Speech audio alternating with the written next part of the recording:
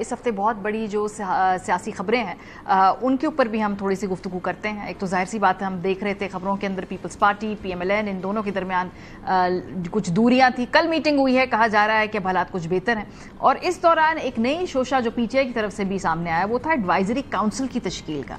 अभी किसका आइडिया है, कहां से फ्लोट हुआ, अगर KP को एडवाइजरी काउंसिल ने चलाना है तो उसके खदोखाल क्या होंगे, बहुत सारी छोटी छोटी इसमें जो बातें हैं, जरा थोड़ी इस पर क्लैरिटी लेते हैं। नईम अशरफ भट्ट साहब हमारे साथ मौजूद हैं, head of investigation cell ARY news.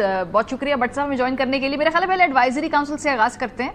ये अभी इस पर क्लैरिटी नहीं है, गालिबन शायद इस फैसले को तब्दील भी कर दे तहरीक इंसाफ, लेकिन एडवाइजरी काउंसिल का आइडिया कहां से आया है? क्या ये खान साहब का अपना है, उनकी पार्टी के अंदर कुछ लोगों का है, नए वजीर आला का था? ये बड़ा की एक अनोखी बात है, सिर्फ ऐसे पहले कभी सुनी नहीं कि कोई सूबा कोई एडवाइजरी काउंसिल चलाए।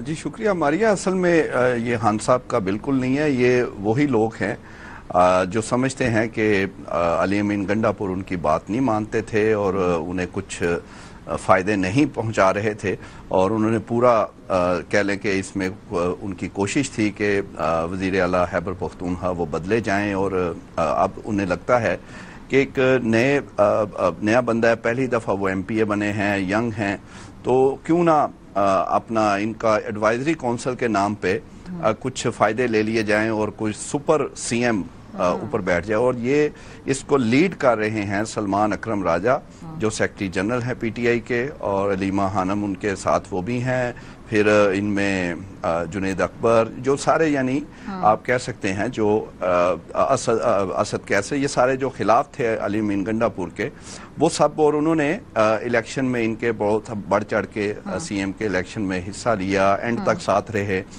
लेकिन पार्टी चेयरमैन बैरिस्टर गौहर साहब कहीं नजर नहीं आए, क्योंकि वो इससे सहमत नहीं है, वो इसका हिस्सा नहीं है। और गुज़िश्ता रोज खान साहब को जो तजवीज़ पेश की वो भी सलमान अकरम राजा ने ही की। अच्छा। और उन्होंने बड़े तरीके से उन्हें बताया कि ये देखें कितना अच्छा होगा पार्टी, और वो पहले जो था अली अमीन गंडापुर और जुनेद अकबर, उनमें जो है वो तनाज़ा रहता था, वो सूबाई सदर हैं पार्टी के, वो CM थे। अब ऐसी कौंसल होनी चाहिए जो पार्टी भी साथ लेके चले। मैं आपको बता दूं, ये जो आप जिक्र कर रहे हैं ना, ये वैसे मैं ऑन द रिकॉर्ड बता दूं, सलमान अकरम राजा साहब अपनी ट्वीट में जो ये बात है ना, इसकी तरदीद कर चुके हैं कि मेरा ये आइडिया नहीं था। मैंने कहा उनका मौकफ भी रख दें यहाँ पे। अच्छा चले, वो उनका शुक्रिया, उनका आइडिया नहीं था, फिर हो सकता है वो आइडिया एक नाम को हो सकता है वो खानदान में से किसी का हो, लेकिन तजवीज़ ये कंफर्म है कि खान साहब को तजवीज़ उन्होंने गुज़िश्ता रोज़ अडयाला में दी, और इस पे बड़ी बहस हुई है। ये कोई ऐसे नहीं हुआ कि खैर आगे जाके फिर खान साहब ने वो उसको कोई लिफ्ट नहीं कराई ज़्यादा, और उन्होंने कहा है कि CM जो हैं उन्हें काम करने दें, और अभी देखा जाएगा, ज़रूरत पड़ेगी तो फिर इस पे बात करेंगे, लेकिन फ़िलहाल उन्होंने इसको बिल्कुल रिजेक्ट कर दिया है।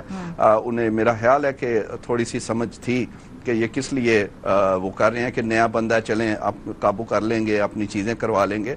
और गुज़िश्ता रोज़ इवन जो नौ मुंतखब वज़ीर आला सुहेल अफरीदी, उन्होंने भी इसको कंफर्म किया, और लेकिन साथ वो थोड़ा सा गुस्से में उन्होंने कहा कि ये मैं वज़ीर आला हूँ, मैं बनाऊंगा। यानी उन्होंने थोड़ा बताया कि वो अथॉरिटी वो ले लेंगे कुछ ही दिनों में, और फिर वो शायद अली अमीन गंडापुर की तरह इनको कुछ ज्यादा लिफ्ट ना करवाएं। अच्छा। तो लिहाजा ये एक ग्रुप है, और उनकी कोशिश थी कि अपना, अब देखें ना, कोई खुद वजीर आला बनना चाहता था, किसी ने भाई को बनवाना था, किसी ने किसी रिश्तेदार को, वो सारे क्योंकि बन नहीं सके, तो उन्होंने कहा चलो इस तरह ही कोई जो है वो कब्जा कर लें और तरीके से इसमें इन रहें। लेकिन बहरहाल खान साहब ने उनको लिफ्ट नहीं करवाई, और बल्कि काबीना का जो था फैसला उसमें भी कुछ नाम उन्हें कल दिए गए, तो उन्होंने उसमें भी कहा कि वो सुहेल अफरीदी से जब तक उनकी मुशावरत